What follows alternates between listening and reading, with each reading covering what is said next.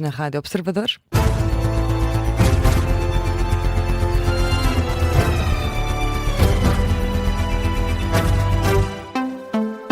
Jornal das 2 da Rádio Observador com José Rafael Lopes e começamos com o Congresso do CDS. Nuno Melo diz que o partido não acabou e está a ganhar força. É o que afirma então Nuno Melo, que garante que não tem medo de ir a votos sozinho. Admite mesmo ficar de fora da coligação com o PSD. Vamos em direto até Alcobaça, onde está a decorrer o Congresso do CDS. Vasco Maldonado Correia, apesar desta ideia deixada por Nuno Melo, o discurso do presidente do partido passou também por uma defesa das conquistas da AD. Isto numa altura em que é desafiado precisamente a ir a votos sozinho pelos críticos internos, até pela própria juventude partidária. Ele puxa pelo currículo para garantir que não tem medo de o fazer, mas só se assim tiver de ser. À vossa frente está alguém que já foi a votos muitas vezes sozinho. Em 2009, a começar para o Parlamento Europeu, quando se dizia que o CDS ia desaparecer, quando tínhamos sondagens de 1,7%. Dei o peito às balas pelo nosso partido. 0 eurodeputados transformaram-se em 2 eurodeputados. Foi sempre assim, porque nunca nada nos foi dado. O que conquistamos foi lutando, foi com trabalho. Não se diga que temos medo de ir a votos. Que se há alguém que nunca teve medo de ir a votos, sou eu. Somos nós. São cada um de vós. Vamos a votos sozinhos quando temos de ir sozinhos e vamos a votos em coligação quando achamos que temos de ir coligados. E eu acredito naquilo. E este é o tempo para estar na coligação. Garante Nuno Melo que tem dado frutos tanto ao PSD como ao CDS. Nuno Melo que lembra as celebrações do 25 de novembro, também a proibição do uso de telemóvel em escolas ou mesmo os avanços, os apoios conquistados para militares e forças de segurança como prova de que o partido não só está vivo como tem muita influência na governação. E para quem diz que a voz do CDS não se faz ouvir, tem também uma mensagem. E já agora, meus amigos, eu digo-lhes onde é que o CDS não se notava. O CDS não se notava quando não estava na Assembleia da República. O CDS não se notava quando não estava num governo. O CDS não se notava quando não podia, através da política do partido, transformar a vida das pessoas.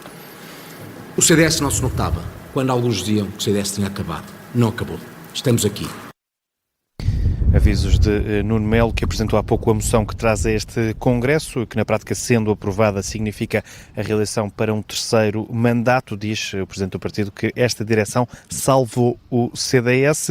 Daqui a pouco, depois do almoço, será a vez de Nuno Correia da Silva apresentar a sua moção, ele que é o único opositor a Nuno Melo neste Congresso. A reportagem do Vasco Maldonado Correia, em direto de Alcobaça, onde foi então feita agora essa pausa para almoço no Congresso do CDS. Os trabalhos são retomados às 3 da tarde. E o Governo vai reduzir o desconto extraordinário do imposto sobre os produtos petrolíferos no gasóleo e aumentar na gasolina. É o que consta da portaria publicada pelo Governo ontem à noite, tendo em conta a evolução dos preços dos combustíveis na próxima semana, de uma descida dos preços do gasóleo rodoviário e de um aumento dos preços da gasolina sem chumbo. O Governo decidiu ajustar o desconto extraordinário e temporário no imposto sobre os produtos petrolíferos. De acordo com os dados divulgados ontem pelo Automóvel Clube de Portugal, as previsões do setor apontam para uma descida de 1 cêntimo no preço do gasóleo e para o aumento de 4 cêntimos na gasolina. O secretário-geral do PS volta a insistir na questão dos combustíveis, mas para atacar o Governo. E fala também no IVA da restauração. José Luís Carneiro insiste que o Governo deve tomar medidas no sentido de combater o aumento do custo de vida dos portugueses. O Governo aumentou os impostos sobre os combustíveis. Agora, o Ministro das Finanças veio dizer que foi um erro reduzir o IVA da restauração. Significa que, então, no entender dele, deve aumentar-se o IVA da restauração.